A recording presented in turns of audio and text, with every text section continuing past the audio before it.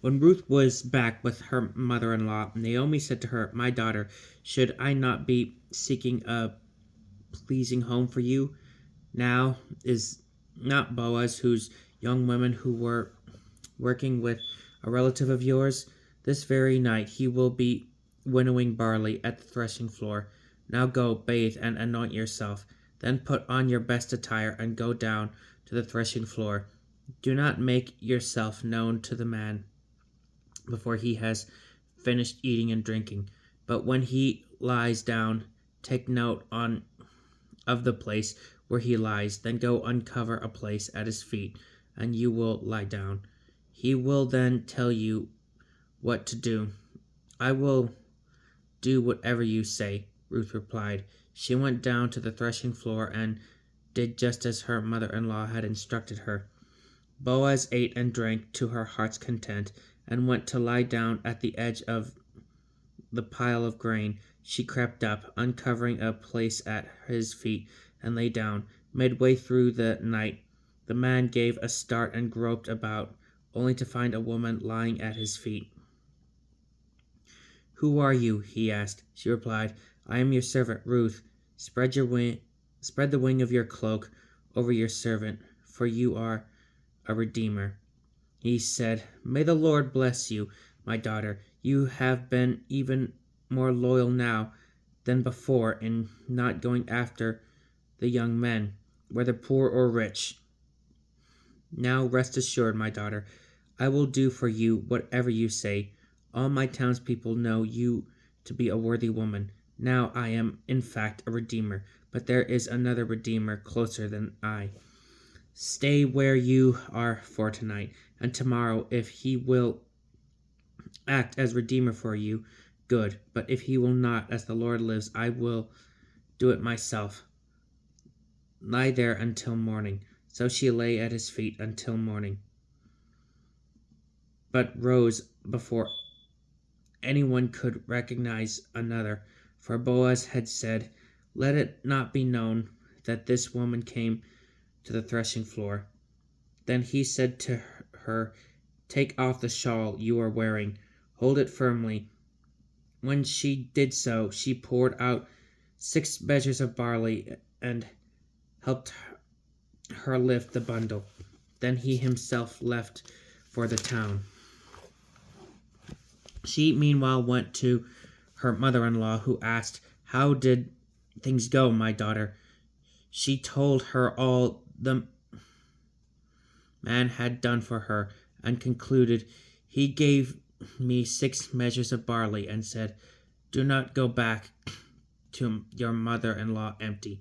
Naomi said, "Wait here, my daughter, until you learn what happens, for the man will not rest, but will settle the matter today." Boaz went to the gate and took a seat there. Along came the other redeemer of whom he had spoken. Boaz called to him by name, "Come, sit here," and he did so. Then Boaz picked out 10 of the elders of the town and asked them to sit nearby. When they had done this, he said to the other redeemer, "Naomi, who has come back from the plateau of Moab, is putting up for sale the piece of land that belonged to our kinsman Elimelech. So I thought I would inform you before those here present, including the elders of my people, purchase the field as a redeemer. But if you do not want to do it, tell me so, that I may know, for no one has the right of redemption prior to yours, and mine is next." He answered, "I will act as redeemer." Boaz continued, "But when you acquire the field from Naomi, you will also acquire responsibility for Ruth the Moabite, the widow of the late heir, to raise up a family for the deceased of his estate." The Redeemer replied, "I cannot exercise my right of redemption, for that would endanger my own estate. You did it in my place, for I cannot.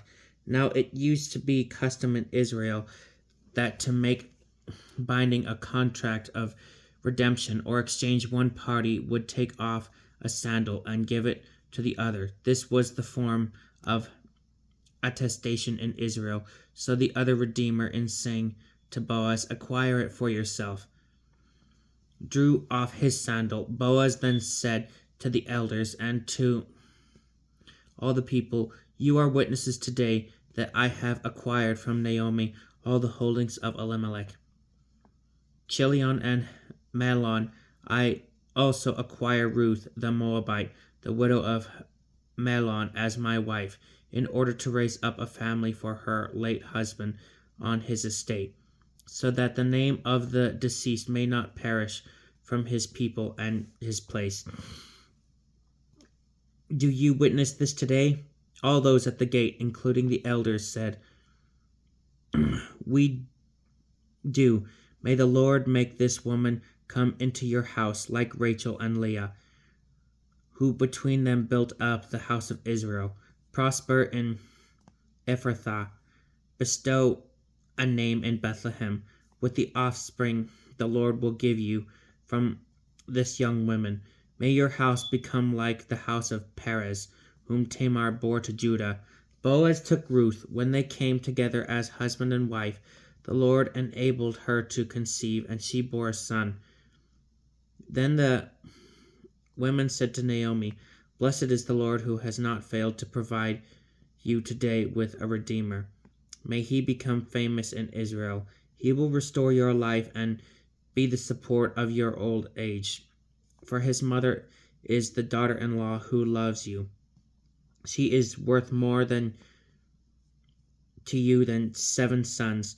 Naomi took the boy, cradled him against her breast, and cared for him. The neighbor women joined the celebration. "A son has been born to Naomi." They named him Obed. He was the father of Jesse, the father of David. These are the descendants of Perez. Perez was the father of Hezron. Hezron was the father of Ram. Ram was the father of Amminadab. Amminadab was the father of Nahshon. Nahshon was the father of Salma. Salma was the father of Boaz. Boaz was the father of Obed. Obed was the father of Jesse. And Jesse became the father of David. This is the word of the Lord.